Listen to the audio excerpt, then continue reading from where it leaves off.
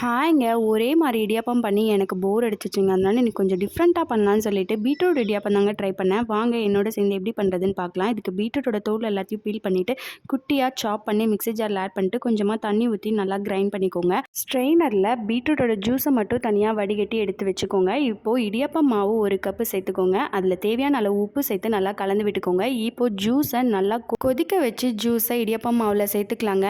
நல்லா கலந்து விடுங்க. கை வச்சு நல்லா சாஃப்டாக பிசைஞ்சு எடுத்துக்கோங்க. இப்போது இடியாப்பம் மிஷினில் நம்ம கலந்து வச்சுருக்க மாவை போட்டுக்கலாங்க. இதுக்கு அளவு 1:2 ரேஷியோங்க. 1 கப் மாவுக்கு 2 கப் தண்ணி ஊற்றுனீங்கன்னா கரெக்டாக இந்த மாதிரி சாஃப்டாக வந்துருங்க மாவு. நான் இன்றைக்கி இட்லி பாத்திரத்தில் தாங்க அழகாக புழிஞ்சு எடுத்திருக்கேன். உங்ககிட்ட ஸ்டீமர் இருந்துச்சுன்னா அதுலேயும் அழகாக ஸ்டீம் பண்ணி எடுத்துக்கலாங்க. இன்னமும் நல்லாயிருக்கும். இட்லி பாத்திரத்தில் 5 நிமிஷம் குக் பண்ணி எடுத்திங்கன்னா சூப்பரான பீட்ரூட் இடியாப்பம் ரெடி. இதுக்கு தேங்காய் பால் வச்சு சாப்பிட்லாம், இல்லை எம்டியாக ஒரு கிரேவி வச்சு சாப்பிட்லாங்க. நீங்களும் மறக்காமல் ட்ரை பண்ணி பாருங்கள். கொஞ்சம் வேலை தான், ஆனால் குட்டீஸ் எவ்வளோ இன்ட்ரெஸ்டிங்காக வாங்கி சாப்பிட்றாங்க பாருங்கள்.